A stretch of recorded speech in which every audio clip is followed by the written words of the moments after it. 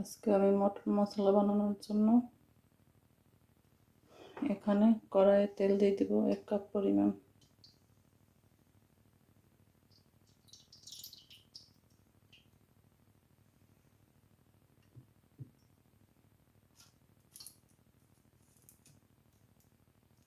দিয়ে দিচ্ছি 3টি ছোট এলাচ, দারচিনি,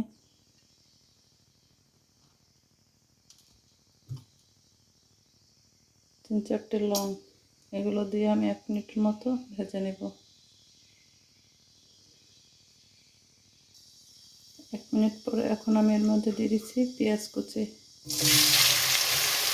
আমি এখানে মিডিয়াম সাইজের 3টি পেঁয়াজ নিয়ে নিয়েছি।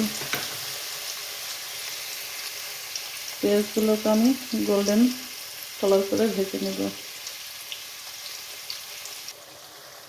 পেঁয়াজ গোল্ডেন কালার করে ভাজা হয়ে গেছে। এখানে আমি 1 কিলো পরিমাণ বিফ নিয়ে নিয়েছি। এটাকে এখন আমি দিয়ে দেব।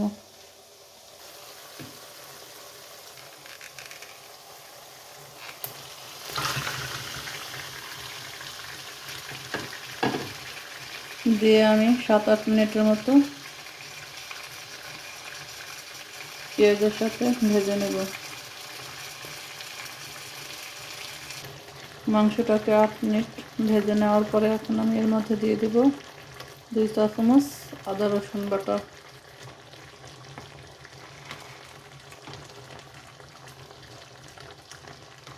আদা রসুন বাটা দিয়ে আমি 3-4 মিনিট কষিয়ে নেব।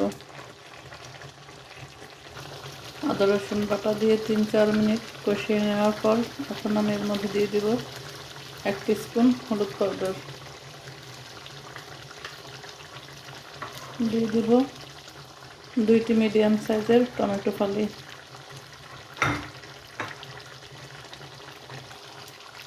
দিয়ে দিচ্ছি 2টি কাঁচামরিচ কুচি।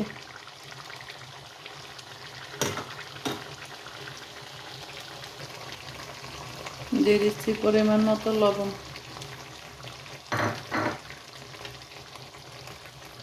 দিয়ে অপেক্ষা করছি টমেটোটা সিদ্ধ হয়ে আসা পর্যন্ত। এখানে আমি 3 টেবিল চামচ দই নিয়ে নিয়েছি। 1 টেবিল চামচ কাশ্মীরি লাল মরিচ নিয়ে নিয়েছি। এখন আমি এগুলো মিক্স করে নেব।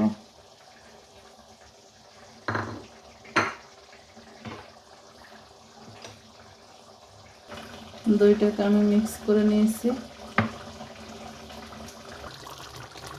এখানে টমেটোটা একদম গলে গেছে। এখন আমি দইটা দিয়ে দেব।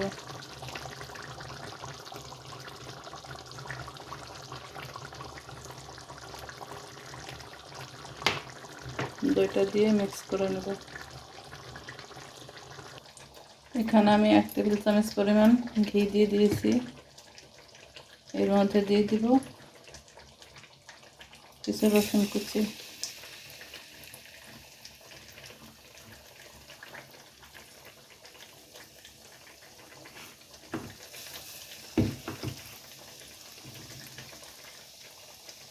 এটাকে আমি হালকা একটু ভেজে নেব। এখন আমি এর মধ্যে দিয়ে দেব ঘরে বানানো 2 টিস্পুন মটন বিফ মশলা পাউডার। এটা দিয়ে আমি হালকা আছে এটাকে কষিয়ে নেব।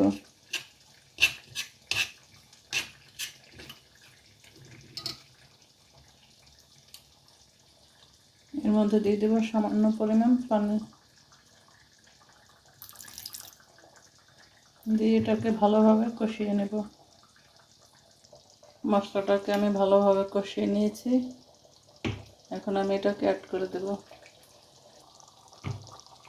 এখানে আমি দই দিয়ে এটাকে 8 থেকে 10 মিনিটের মতো কষিয়ে নিয়েছি।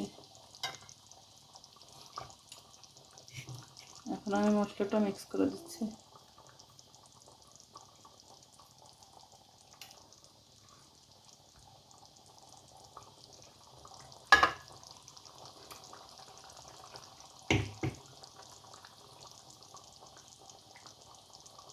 মশলাটা দিয়ে মিক্স করে নিয়েছি।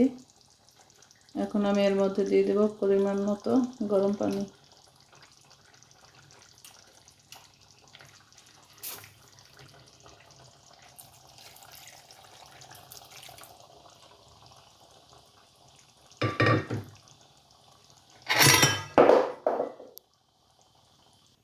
পরিমাণ মতো পানি দিয়ে এখন আমি ঢেকে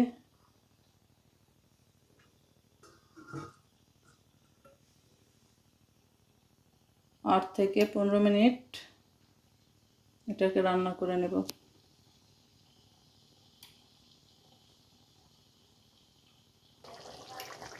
15 মিনিট পরে এখন আমি চুলার জালটা বন্ধ করে দেব।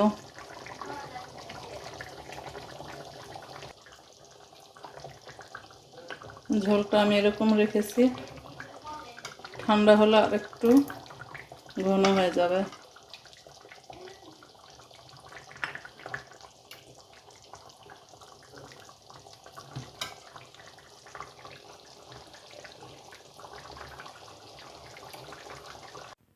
রেডি হয়ে গেল বিফ মশলা রেসিপি।